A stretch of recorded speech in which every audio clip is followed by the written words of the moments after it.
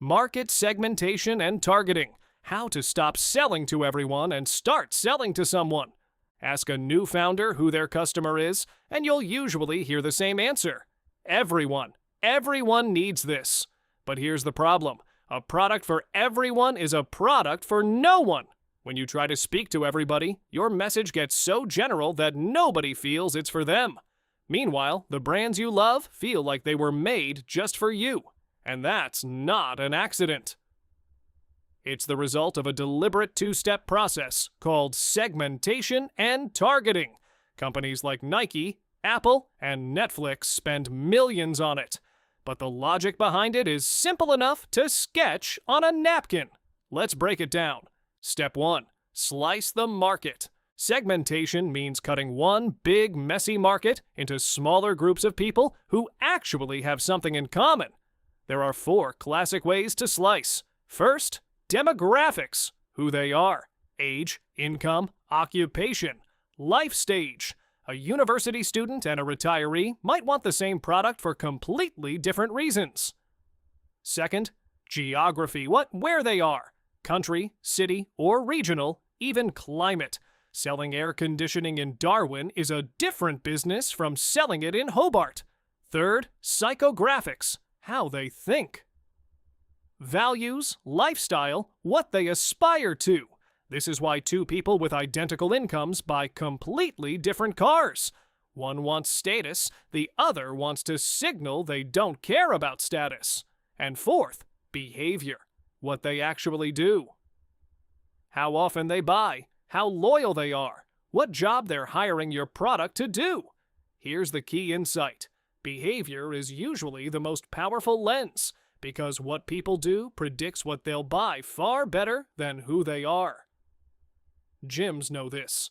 Their real segments aren't age groups. They're the January crowd, the regulars, and the people who pay and never show up. 3 totally different customers, same demographic. Step 2. Test your segments. Not every slice is worth serving. A useful segment passes 3 tests. Test 1. It's big enough to matter. You can actually measure it, count it, and it has enough spending power to sustain a business. A segment of 40 people with no budget is a hobby, not a market. Test 2. It's reachable. There's a channel, a community, a subreddit, a trade show, some place where these people already gather and where you can afford to show up. If you can't reach them, you can't sell to them, no matter how perfect the fit is. Test 3. It responds differently. If 2 segments want exactly the same thing and respond to the same message, they're not 2 segments. They're one segment with a line drawn through it for no reason. If a slice fails any of these tests, don't force it. Cut the market differently and try again.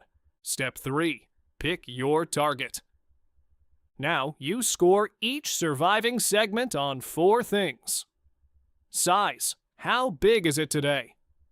Growth. Where will it be in 5 years? Competition. How crowded is it, and how good are the players already there? And fit. How well does this segment match what you're actually good at? Your skills, your resources, your unfair advantage. And here's the counterintuitive part. The best target is almost never the biggest segment. The biggest segment is where every competitor with a bigger budget than you is already fighting. The best target is the underserved one, the segment the big players ignore because it looks too small for them, but which you can genuinely win. And that leads to the golden rule. Niche first, big later. Amazon didn't start as the everything store. It started with books, one clean category with a huge catalog and easy shipping. Facebook didn't launch to the world. It started with one university campus, then expanded college by college. Nike began with running shoes for serious runners, not sportswear for everyone. The pattern is always the same.